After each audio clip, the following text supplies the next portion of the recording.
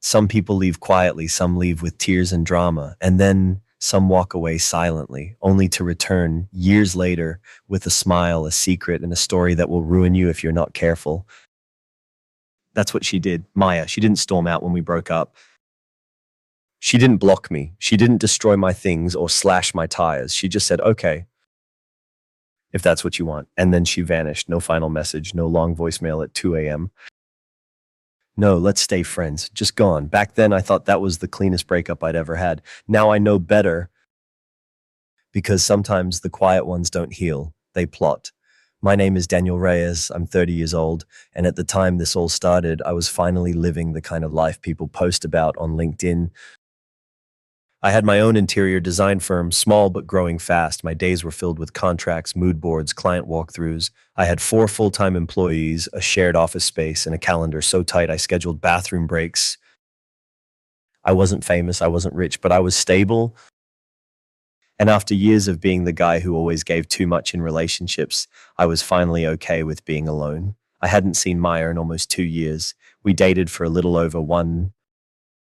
She was an art gallery coordinator, charismatic, refined, always one step ahead in conversation. She could make any stranger feel like they'd known her for years. That's what I loved about her.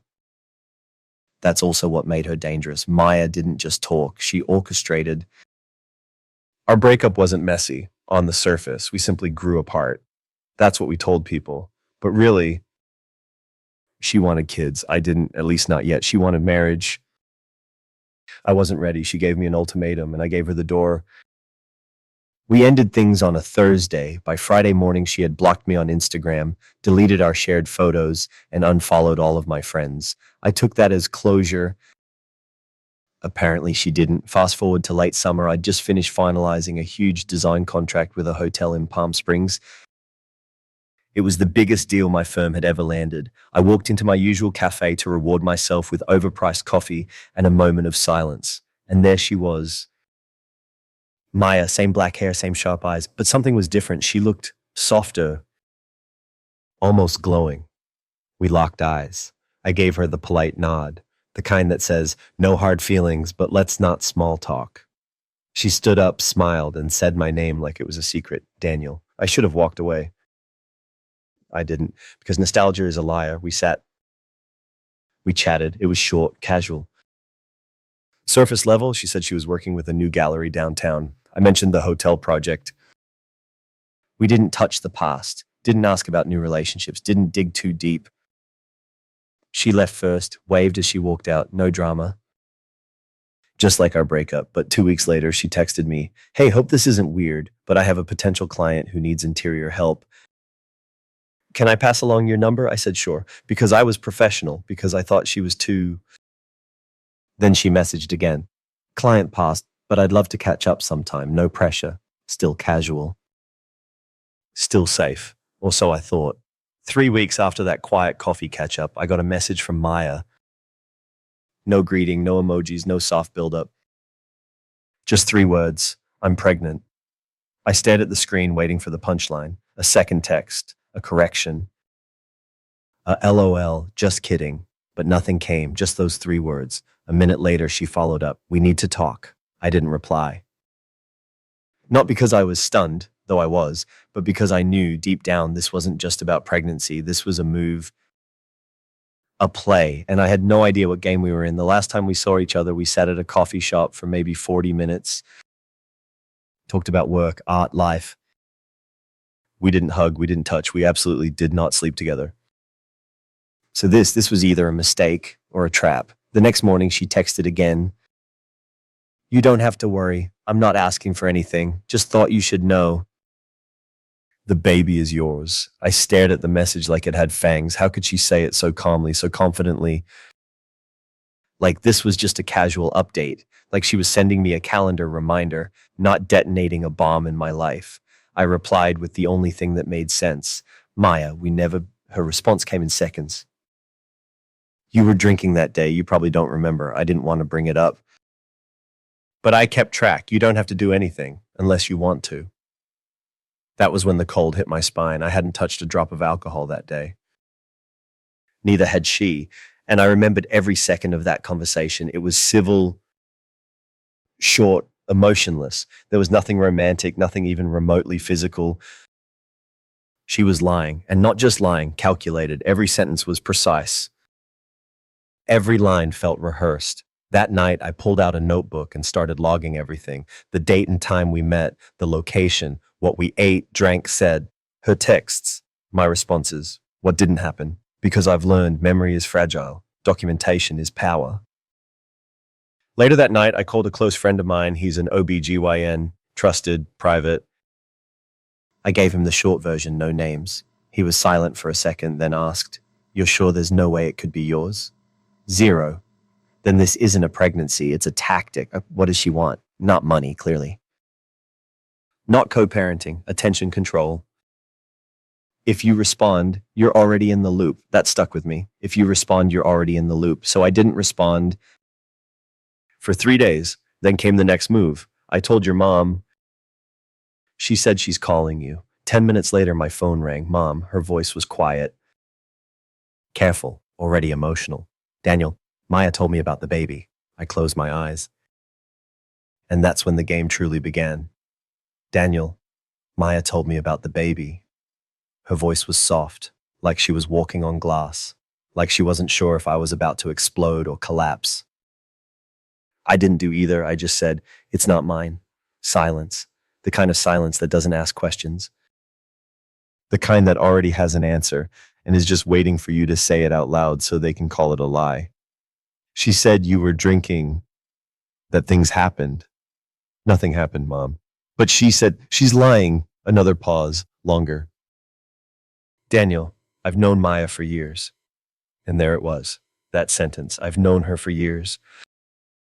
As if the length of acquaintance was proof of integrity, I could feel it already, the shift, the undertow. The same people who knew me since I was a kid, suddenly unsure because someone else showed up with a story and a womb. I didn't yell, didn't defend myself, just said, I have nothing more to say about it. She's lying, and I'll prove it. I hung up before she could respond. And for the first time in a very long time, I felt something I hadn't felt since I was a teenager. Alone. Not physically, but the kind of alone that creeps into your bones when you realize even the people who should be on your side are quietly building a case against you in their heads. That weekend, I started hearing from others. A cousin I hadn't talked to in months messaged me on Instagram. Hey, heard something wild. Is it true? A family friend texted me, just a single line. She's brave to keep the baby. You should be too. I didn't answer any of them because I knew Maya wasn't just lying. She was strategically seeding. She didn't need me to believe her. She needed them to. Because once the crowd believed, I'd have no choice but to play along. I considered blasting the truth, posting something, defending myself. But I didn't because shouting doesn't work when the lie sounds better than the truth. And besides, I wasn't done collecting facts. I needed to know two things. Was she actually pregnant? And if she was, who was the father? Because it damn sure wasn't me. I booked a private investigator the next day, an old contact from a former client, a guy who specializes in quiet resolutions. I gave him everything I had: Maya's full name, last known address, socials, a brief summary of her claim. He looked me in the eye and said, "You want dirt or you want truth?" I answered without blinking, "Truth. And if there's dirt, bring that too." 3 days later, I got a text from the investigator. Got something. In person. I agreed. We met at a quiet diner in the city, someplace neutral with greasy coffee and bad lighting. The guy slid into the booth across from me, dropped a small folder on the table, and didn't smile. That told me everything. "You were right to be suspicious," he said. He flipped open the folder. Inside were printed screenshots, photos, and surveillance reports. He pointed to the first one, a time-stamped photo of Maya entering a high-rise apartment at 9:47 p.m. "This man," he said, tapping on a photo of a clean-shaven guy in a suit, "has been seeing Maya for at least the last 5 months. Name's Alex Russo, married, father of 2, works for a real estate firm in Westwood."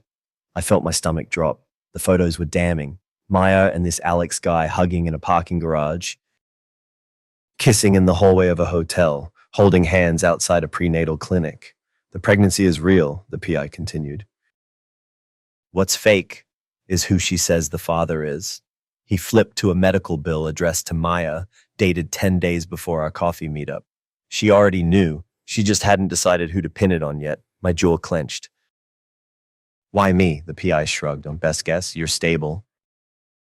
Single, financially viable. The guy she's actually with. Not so much. He's got a wife, 2 mortgages, and a PR firm watching his every move. He leaned in, voice lower now. She didn't want you back. She wanted a name she could put on the birth certificate, and someone she could guilt into playing dad on paper. I leaned back, letting the truth settle in my ribs like broken glass. I thought I'd been the lucky one, escaping our breakup clean, no drama, no destruction, but the fire had always been there. It had just taken 2 years to reach me. I asked the PI to email me everything. I paid him double. Because now I didn't just have suspicion, I had proof. Later that night, Maya texted me again. I don't want to pressure you, but if you want to be involved, we should talk soon. I'll be showing soon. She added a smiley face, as if this was some kind of reunion story. I didn't reply. Not yet, because I wasn't done preparing. I wasn't going to scream. Wasn't going to beg, wasn't going to expose her online. I was going to invite her to dinner with my mother and my lawyer, and I was going to let her talk until she tied the noose with her own words. I invited her to dinner, neutral place, mid-range restaurant. Classy but not too expensive, somewhere that said, let's talk like adults. She agreed immediately. Should I dress up? Oh, so. I didn't answer. Before I left, I sent a copy of the PI's folder to my personal lawyer, Ethan, just in case. I also invited my mom, and I told her the truth in person. She's lying. I have proof. I just need you to hear her say it with your own ears. To her credit, my mom listened, didn't interrupt. Didn't cry, she just nodded. All right. Let's go hear her version. The 3 of us arrived first. Maya came 5 minutes late, smiling like a woman walking into her own engagement dinner. This is such a surprise, she beamed at my mom. I'm glad you're here, it means a lot. My mom gave her a polite smile, said nothing. We ordered, we ate, small talk danced around the table like flies in a room with no windows. I let Maya steer the conversation, right into the storm. She started lightly. It's been really emotional. I didn't expect this. But I guess life just happens, right? She looked at me, then at my mom. I know Daniel's been in shock, but I hope with time he'll come around. I don't want to force anything. I just want what's best for the baby. My mom didn't blink. I leaned forward. So you're sure it's mine? Maya met my eyes. Steady. Of course. You're positive? Daniel, don't make this ugly. I reached into my coat pocket, pulled out a small stack of papers, slid them across the table. She didn't touch them right away. Just stared. What is this? A timeline. Surveillance photos. Clinic records. Your doctor visit 10 days before our coffee date. The man you've been seeing, Alex Russo. Married. 2 kids. Her face turned pale. You followed me. No, I hired someone. After you tried to write me into a story that was never mine. The restaurant seemed to shrink around us. Maya's smile melted. I didn't mean... You told my mother. You let her believe I was the kind of man who walks away from his child. You told our friends. I didn't raise my voice, didn't flinch. You thought you could pin this on me because I'm stable, because I don't yell, because I clean up messes. I slid one last sheet across the table. The email exchange between Maya and Alex. One line stood out, bolded in red. Don't worry, I'll say it's Daniel's. He's too soft to fight back. That was the moment she broke. Her face crumbled. No more charm. No more control. Just quiet collapse. I stood up, looked at my mother, then at Maya. I'm not angry, I said. But I'm done. And I walked out. I didn't look back, didn't stay to watch her cry. Didn't need to, because justice doesn't always need a judge. Sometimes the truth delivered in silence is the loudest sound they'll ever hear. The dinner was on a Friday. By Sunday morning, people had stopped texting me. It wasn't immediate. It wasn't dramatic, but it was unmistakable. The silence had shifted. And this time, it was on her. I didn't say a word. I didn't post. I didn't explain anything to the people who had believed her, not even my cousin who messaged me congrats 2 weeks earlier. I let the truth spread the way rot does, slow, quiet, and irreversible. Maya didn't text me after that night. No apology, no rage, no spin. And that was how I knew she was drowning, because manipulators only talk when they're still holding the puppet strings. When the strings snap, they go silent. A week later, my mom called me. Her voice was different, softer, no more suspicion, just something that sounded like respect. You handled that with more grace than I ever could have. I didn't gloat, didn't say I told you so. I just said, thanks for being there. Turns out she hadn't told anyone what she saw at that dinner, not directly, but the people who mattered. They noticed her shift. And when people who once believed a lie stop defending it, that silence becomes louder than any proof. By the end of the month, Maya had taken down all her social media, deleted the baby on board posts, removed the quote about trusting your heart from her bio. Word got around that she'd had a complicated situation and was taking time away, which is code, of course, for she got caught. But I wasn't watching her. I wasn't tracking the fallout because something strange had happened. I didn't care anymore. She tried to destroy me and I walked out with everything intact. No smear on my name, no damage to my business, no chaos. And in that quiet, I found something better than revenge, proof that I'd outgrown her. After Maya disappeared from my feed, from my inbox, from every part of my world, I didn't feel triumphant. I felt clean, like I'd finally finished rinsing off something sticky I hadn't noticed was still clinging to me. In the weeks that followed, my life didn't explode. It didn't shift radically, it just returned to normal, but this time normal felt different. I stopped explaining myself, stopped defending my choices to anyone, stopped seeking permission to live how I wanted. I started saying no without guilt. I stopped attending family events where people had once whispered behind my back. I didn't owe anyone access anymore. Not after they handed me over to a lie without asking a single question. Instead, I focused on my work. I took on a restaurant redesign downtown, big budget, big spotlight. The client loved bold concepts, so I gave them a space that told a story, a phoenix motif carved into the ceiling beams, red gold lighting that pulsed like breath. It opened to 5-star reviews.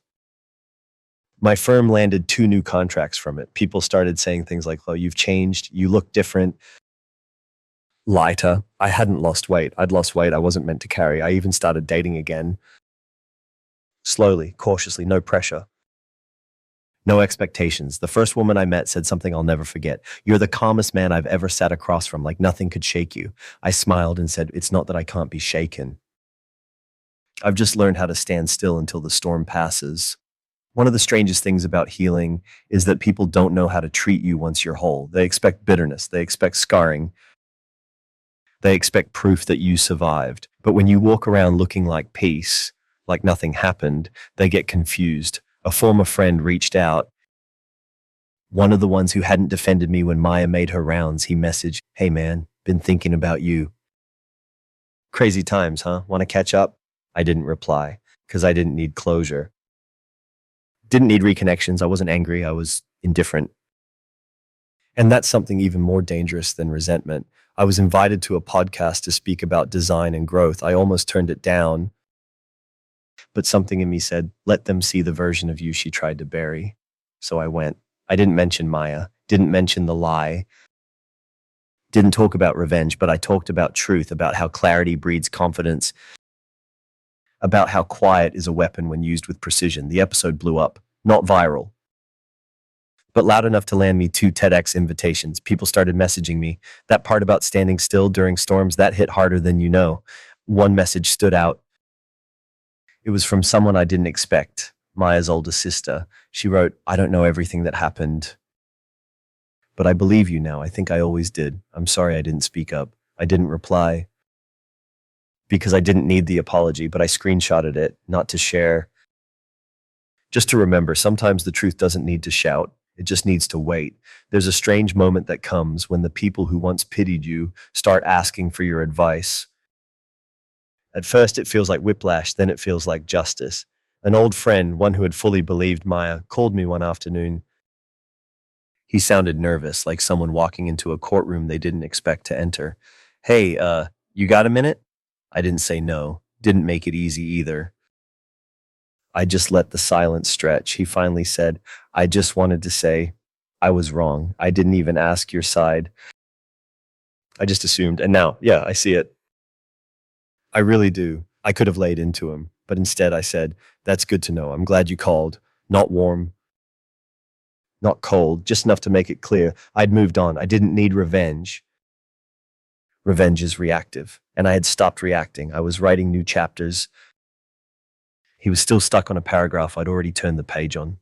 One day, I walked past the cafe where Maya and I had reconnected. I stood outside for a moment, watched people sip lattes, scroll their phones, live small little lives, and I realized that place wasn't a trigger anymore. It wasn't the beginning of a nightmare. It was the turning point, the moment I saw through the illusion and chose myself. That's the thing about survival. It teaches you that escape isn't always running away.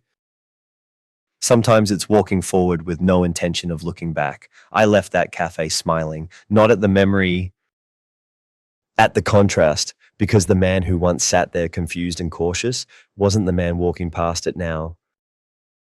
People keep asking me why I never exposed her, why I didn't post the screenshots, why I didn't sue, why I didn't burn every bridge she ever tried to build.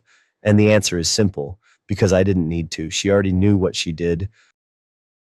Everyone she lied to, now they know too. But me, I needed something bigger than exposure.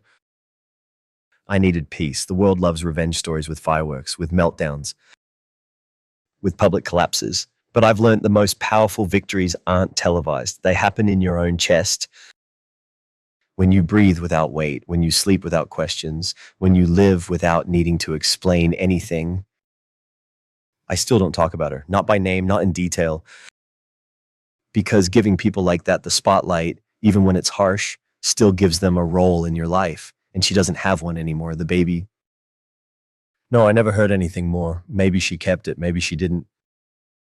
Maybe she went back to the married man. Maybe she found someone new. I don't know. I don't care. Because closure isn't about answers. It's about no longer needing them. Sometimes when I speak at events or mentor young creatives, I drop pieces of the story, not as a warning, as a reminder that you don't have to scream to protect yourself.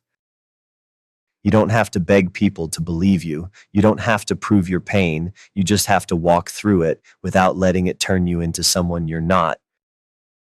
Because here's what I know now. They can lie about you. They can turn people against you. They can try to write you into their mess. But if you stay calm, steady, and focused, you'll outlast every single version of you they tried to destroy. Her name was Riley. We met on accident, which in hindsight might have been the only way I would have let it happen. I wasn't looking. I wasn't ready. I wasn't even curious, but she was there. And I was there. And sometimes that's enough. It was a Tuesday.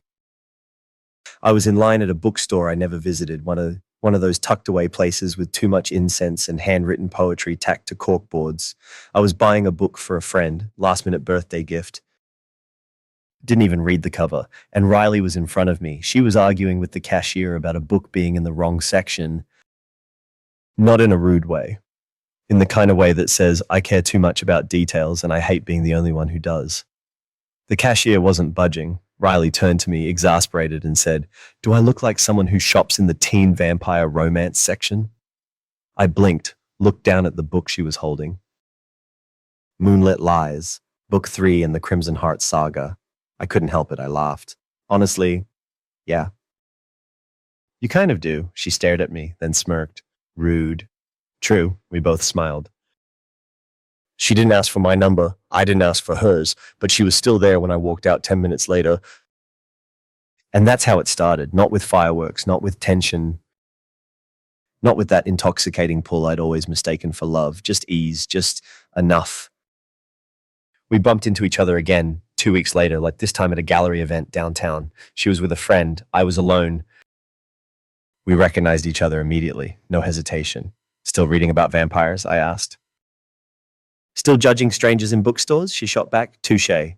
We spent the rest of the evening together, and for the first time in a long time, I didn't feel like I had to defend myself while talking to a woman. No games, no pressure, no scripted sweetness with a loaded subtext, just honest conversation. And when she asked me what I did for a living, and I told her, she said, designing spaces for other people. Do you ever forget to make your own feel like home? That one hit harder than I expected. We started texting, then calling, then meeting for coffee that didn't end awkwardly. It all felt easy. And that was the problem. I didn't trust easy anymore. Riley never asked for too much, never pushed for answers I wasn't ready to give. She never brought up old relationships, never asked who broke me, never tried to fix me. But the more she gave me space, the more I realized how loud my fear had become. Every time she smiled, a voice in the back of my head whispered, "What does she want?" Every time she complimented my work, is she building me up so she can tear me down later? Every time she texted late at night, is this where the manipulation begins? None of it was her fault. She didn't deserve the barbed wire I'd wrapped around my trust, but it was there, and I didn't know how to put it down.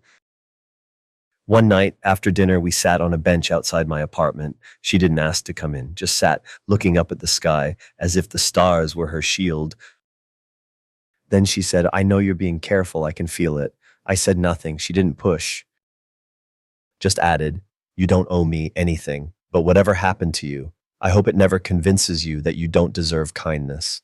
Then she stood up, smiled, and walked away. I sat there long after she left. Not because I was confused, but because for the first time in years, someone had seen right through me and didn't flinch. The next time I saw Riley, I told her the truth. Not everything, not the PI, not the folder of lies and screenshots, just enough for her to know that I'd been dragged into a story I didn't write, cast as the villain in someone else's fiction, then punished for refusing the role. She didn't interrupt, didn't give me the "wow, I can't believe she did that" speech. She just sat with it, then said, "Thank you for trusting me with that." No judgment, no pity, no sudden shift in tone, just a woman who heard me and stayed. That night I couldn't sleep, not because of fear, because of hope. Hope is terrifying when you've been betrayed. It feels like standing on a frozen lake, wondering if the ice will hold or crack beneath your second chance. But I kept showing up, kept texting, kept taking small steps into the water. And Riley, she never rushed me across. She just stood on the shore, waiting, letting me realize that the ice didn't care what happened before. It only cared how I moved now. There was no single moment where I realized I loved her. No thunderclap, no movie scene kiss in the rain, no dramatic realization in the middle of the night, just slow accumulation, moments that stacked up until the weight became undeniable. Like the time she brought me lunch at the office but didn't text ahead because she knew I hated interruptions. So she just left it on the front desk with a note that said, "No pressure, just fuel." Or the time she found one of my old designs online, the one I deleted from my portfolio because I thought it was too emotional. And she said, "This is the one that feels like home. That's why it scared you." I didn't tell her I loved her, not right away. But I started making room for her in my apartment, in my routines, in my future, not out of obligation, out of clarity. Because the truth is, I never stopped believing in love. I just stopped believing I deserved to feel it without consequences. And she rewrote that sentence without saying a word. One afternoon, Riley and I were walking through a Sunday market. Nothing special, just hand-stitched tote bags, candles with names like Moon Dust, and booths selling secondhand books. She stopped in front of a display of mugs, picked one up. It said, "Soft doesn't mean weak." She turned to me, didn't say a word, just smiled. That night, I stood in front of the mirror for a long time, not checking for flaws, not criticizing the man who stared back, just witnessing him, a man who had been broken but didn't let that break him permanently, a man who had been used but didn't become bitter, a man who had been lied about but still told the truth. I picked up my phone and texted Riley, "I'm ready for all of it, as long as you're beside me." She replied, "I never moved." And that's how it ends. Not with revenge, not with proving a point, not with fireworks, just peace. Earned, chosen, quiet. It had been months. Life had moved on. Work was thriving. Riley and I had just signed the lease for a place together. Nothing flashy, just something ours. And then it happened. A text from an unknown number. "Daniel, I know I don't deserve a reply, but I really, truly need to talk to you. It's not about us. It's about something I can't face alone." I stared at it for a long time, not because I didn't know what to do, but because I knew exactly what I wouldn't do. I wasn't going back. I didn't reply right away. I showed the message to Riley. Her reaction was calm, too calm. You don't owe her anything. I know, I said, but part of me, Bo, wondered, not out of guilt, out of curiosity, what could she possibly want now? 2 days later, another message. Please, this isn't about the past. I just need someone who knows what I've done, someone who saw all of it and still walked away. That line hit strange. Someone who saw all of it and still walked away. As if I was the one with power now, as if she was afraid I'd look away again. I agreed to meet, not out of kindness, not out of closure, but because I needed to see what a lie looks like when it's finally run out of script. We met at a small park just off the main road. Neutral ground, nothing sentimental, nothing dangerous. She was already sitting when I arrived, hood up, face pale. Not the Maya I remembered, not even the Maya I exposed. She looked like someone who had finally run out of stories to tell. I sat, said nothing. She looked at me for a moment. You look stronger. I am. She exhaled slowly, as if she'd been holding her breath for months. I'm not going to ask for anything. I don't want anything. I needed someone to know that I know what I did. I waited. I hurt you. I tried to trap you. I let people believe things about you that weren't true. And when you didn't fight back, I thought I'd won. Her voice cracked. But silence isn't weakness. You didn't scream. You didn't humiliate me. You just left. And somehow that broke me more than anything else could have. I didn't flinch, didn't soften. I'd cried all the tears I'd ever cry for her before she even realized what she'd done. I'm sorry, Daniel, not because I want forgiveness, but because I don't want to keep carrying your name like a wound I made. I let that hang for a moment, then said, You're right, I didn't fight back, because I wasn't fighting you. I was fighting for myself. She nodded slowly. Is she good to you? Better than you ever tried to be. She didn't cry, she just stood. And for once, she didn't try to get the last word. She just walked away. When I walked back into our apartment, Riley was at the kitchen counter. No music, no distractions, just her slicing fruit like the world hadn't shifted a single inch. She looked up. You okay? Yeah. Did you need to go? Yeah. Did you need to come back? More than I thought. She didn't ask what Maya said, didn't ask what I said. Didn't ask if it helped. She just handed me a slice of mango. Hungry? I nodded. And that was it. Later that night, while she read on the couch, I sat beside her and said, She said sorry. Riley looked up. Did it matter? I thought for a long moment. Then, it mattered that I didn't need it. She smiled gently, turned a page and said, That means you're free. And I realized she was right. I wasn't carrying Maya anymore. Not in my mouth. Not in my fists, not in my spine. She was behind me. Not chasing, just gone. I wrote her a letter.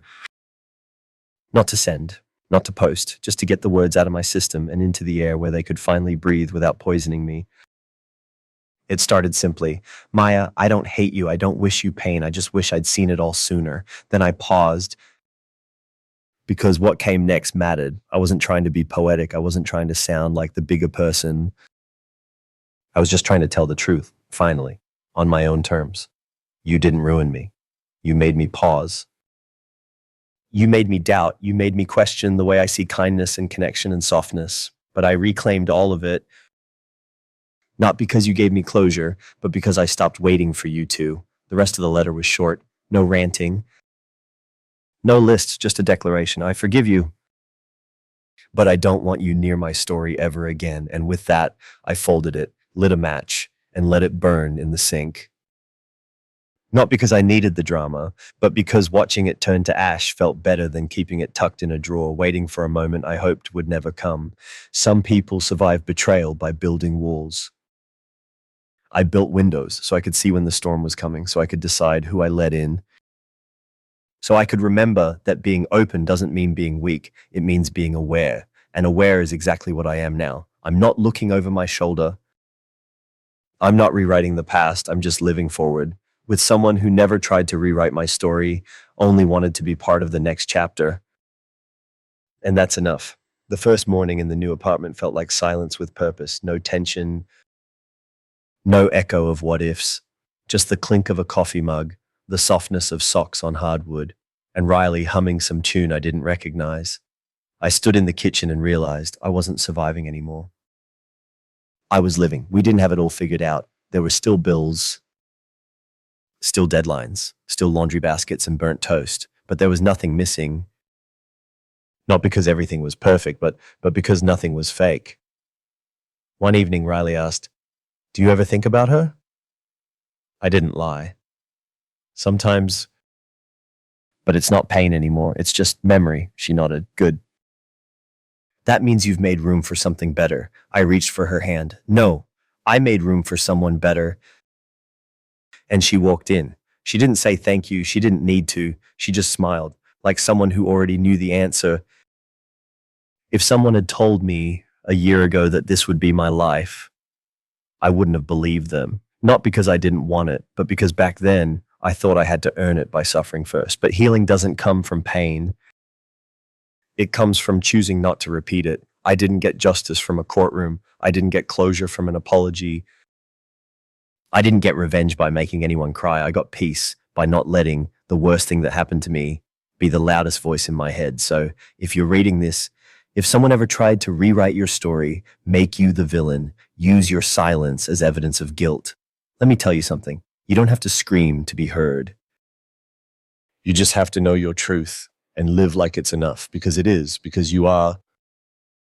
If this story made you pause, if you've ever been lied about, betrayed, or dragged into someone else's chaos and still managed to walk out without losing who you are, then you already know. You don't have to yell to take your power back. Hit subscribe for stories about quiet justice, earned peace, and the people who rise without burning everything behind them. Join us. You're exactly where you belong.